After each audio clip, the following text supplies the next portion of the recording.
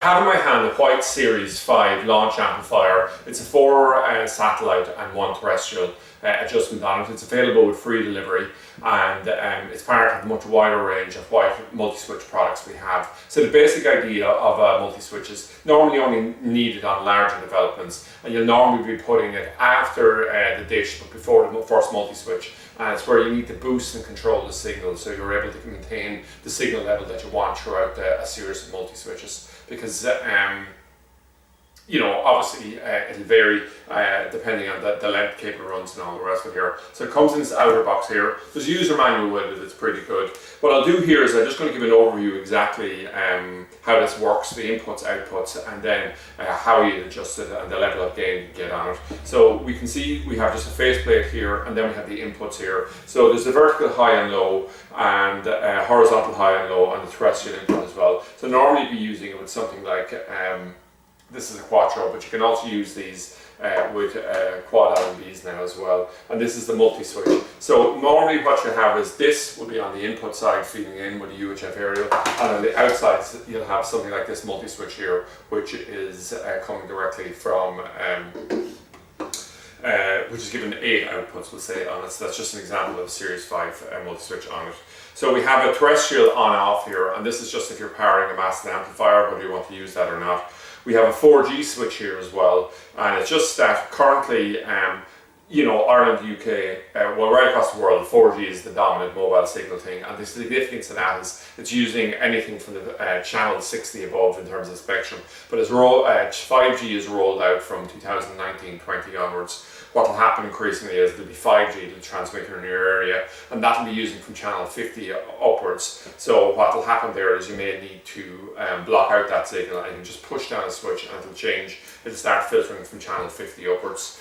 What we have here then is just the output side here. So the inputs are coming here. So what are we trying to manipulate or control here? Well, what we're trying to do is the gain here on it, and also the slope, okay? So if we come along and we looked at the satellite gain, so the default gain on it would be basically 30 dB on the satellite side, with an adjustment of it or plus or minus 15 dB or 15 dB adjustment on the gain. And what we have on the slope here, what we'll have is there's an ability to adjust here by about 8 dB plus or minus 2, okay, in terms of the range. And how the difference between the gain and the slope is really amplifying the top end of the frequency range. And the reason that that's important is over a long cable run, what you'll find is the top end of the spectrum will lose signal strength about twice as quickly in terms of dB level as the bottom end of it. So you might need to boost this, particularly if you're going to have long cable runs. So you don't want to boost the entire thing, just the top end of it here, and filter it down like that. We'll say if you come along and you were doing apartments over a number of levels, 2, 3, 4 levels, probably one launch amplifier to start would be enough. But if you were doing a 10 level apartment block, you might need something like this.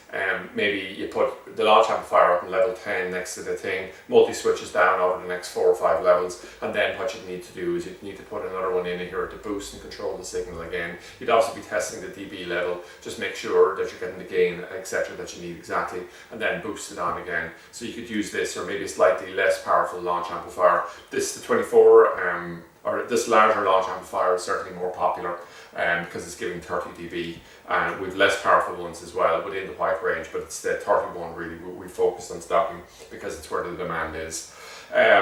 So overall, I would say it's a nice product. What we like about Whyte is that they've come along here to try to simplify the range in terms of keeping it as standardized as possible with the range of splitters, etc., to save on the hassle of cascades in a lot of the range. But also they have other products like this here that would just work really well. Simple, they're cutting edge. And the other thing to note is that what they've tried to do in terms of technical specification is benchmark themselves to the best in the market and try to market their price about 25% less. So it just means that once again here, it's a really popular product for us because you just have the full range when you stock Whytes.